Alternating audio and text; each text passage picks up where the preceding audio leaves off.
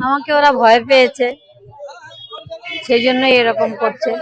কালকে চেয়ারম্যান তার দলমল গিয়ে চড়াও হয়েছিল, যে কিনা আমার মেয়ের ডেড বডি গ্রিন করিডোর করে এনে তাড়াতাড়ি বেওয়ারিশ লাশের মতো বাড়ির সামনে ফেলে রেখেছিল। সেই পুরস্কার হিসাবে চেয়ারম্যান হয়েছে। তা আমার মেয়েকে যারা অন্য দলের প্রার্থী হয়ে ইউজ করছে তাদের লজ্জা করছে না? তাদের কি লজ্জা করছে? তারা বলছে আমরা প্রতিবাদ করেছি বলে আমাদের ঘরের মেয়ে। আমরা তো প্রথমে বুঝতে পারিনি প্রতিবাদ করেছে মানেই তারা ভোটে আমার মেয়েকে ইউজ করবে। আমার মেয়েকে মেরেছে, যেভাবে মেরেছে, সে যে যন্ত্রণাটা পেয়েছে সেই যন্ত্রণাটা আর কেউ কি পেয়েছে? পায়নি, কিন্তু মা হিসাবে আমি পেয়েছি। উনি কেন সেদিন সকালবেলা এসে অপরাধীদের আড়াল করার জন্য সমস্ত তথ্য প্রমাণ লোপাট করলেন, এর উত্তর কি ওনার কাছে আছে? নেই। নমস্কার, আপনারা দেখছেন দ্য ইন্ডিপেন্ডেন্ট বেঙ্গল। আমি রীতিকা। এই মুহূর্তে এসে উপস্থিত হয়েছি পানিহাটি বিধানসভায়। আমার সাথে রয়েছেন পানিহাটি বিধানসভার বিজেপি মনোনীত প্রার্থী রত্না দেবনাথ, অভয়ার মা বলা যেতে পারে। কাকিমা, প্রথমেই দ্য ইন্ডিপেন্ডেন্ট বেঙ্গলে আপনাকে স্বাগত। কাকিমা, তোমার উপর বারংবার হামলা করা হচ্ছে জয় বাংলা স্লোগান দিয়ে। আমাকে ওরা ভয় পেয়েছে, সেই জন্যই এরকম করছে। কালকে চেয়ারম্যান তার দলমল গিয়ে চড়াও হয়েছিল, যে কিনা আমার মেয়ের ডেড বডি গ্রিন করিডোর করে এনে তাড়াতাড়ি বেওয়ারিশ লাশের মতো বাড়ির সামনে ফেলে রেখেছিল। সেই পুরস্কার হিসাবে চেয়ারম্যান হয়েছে। তার দলবল বাহিনী নিয়ে আমার উপর চড়াও হয়েছিল। কিন্তু বারংবার এই যে আক্রমণ করা হচ্ছে, আপনাকে বলা হচ্ছে আপনি মেয়েকে নিয়ে রাজনীতি করছেন। তা আমার মেয়েকে নিয়ে অন্য কেউ যদি রাজনীতি করে সেটা আমি থামানোর জন্য আমার মেয়েকে নিয়ে আমি রাজনীতি করছি, কার কি যায় আসে? বলছে মেয়েকে নিয়ে রাজনীতি করতে লজ্জা লাগছে না? আপনাদেরই বিধানসভার ভিডিও, একাধিক ভিডিও। তা আমার মেয়েকে যারা অন্য দলের প্রার্থী হয়ে ইউজ করছে তাদের লজ্জা করছে না?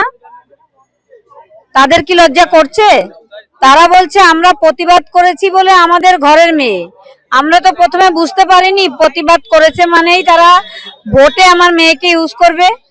তাহলে তো সারা বিশ্বের মানুষ প্রতিবাদ করেছিল, তো সারা বিশ্বের মানুষ কি ইলেকশনে দাঁড়িয়ে তাহলে বলবে ও আমার মেয়ে, আমি ওকে নিয়ে রাজনীতি করব?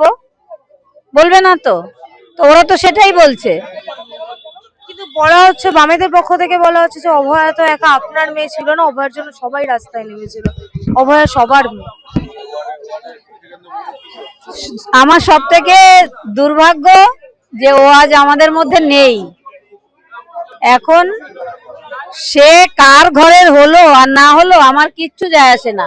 ও আমার কাছে ছিল, আছে এবং থাকবে।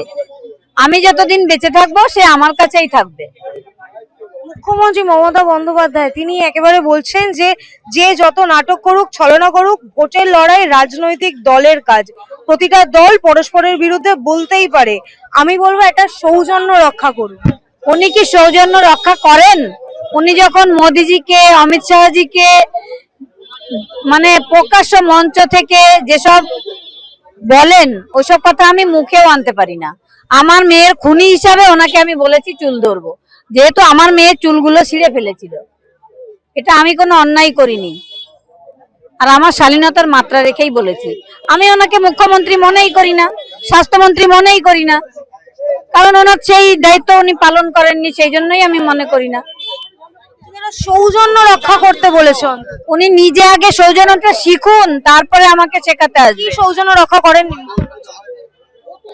উনি কি কাউকে সম্মান দেন? উনি দেন না।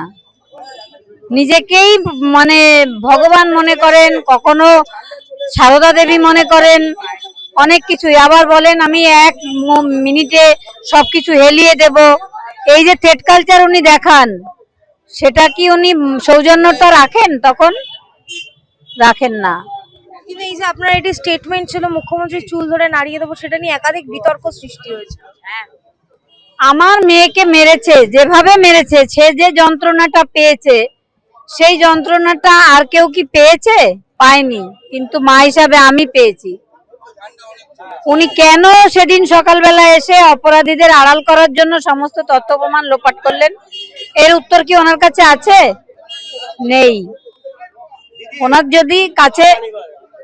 ওনার কাছে যদি সেই দর্শকরাই ভালো, আর আমার মেয়ে একজন ডক্টর, সে মারা গেল, তার কোনো বিচার উনি দিতে পারলেন না, তার কোনো সুরক্ষা উনি দিতে পারলেন না, তারপরে যে উনি সৌজন্যতা শেখাতে আসেন আমার কাছে, এটা নিছক হাসির ব্যাপার, আর কিচ্ছু না। কাকিমা, মুখ্যমন্ত্রীর বিরুদ্ধে লড়াই দিতে পারবেন?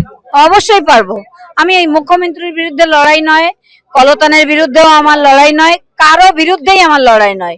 আমি ন্যায়ের পথে আছি, আমার অন্যায়ের বিরুদ্ধে লড়াই। আপনি একটি কথা বলেছিলেন, আপনি এবং কাকু, যে হেভি ওয়েট না হলে বিচার পাওয়া যায় না। এটা নিয়েও একাধিক বিতর্ক সৃষ্টি হয়েছে যে বিচার ব্যবস্থা সিস্টেমটাকেই তো তাহলে পরিবর্তন করা দরকার। বিচার ব্যবস্থা কি আছে আমাদের? আজকে 2024-এর 9 আগস্টের পরে 200টা ঘটনা ঘটেছে। কোনো বাবা মাকে দেখতে পান প্রতিবাদ করে না? প্রতিবাদ কেন করে না? মুখ্যমন্ত্রী লোক পাঠিয়ে ভিকটিম ফ্যামিলির হাতে কিছু টাকা ধরিয়ে দেয়, আর অ্যাকিউজদের যারা ধর্ষণকারী তাদের উনি আঁচলের তলায় লুকিয়ে রাখেন।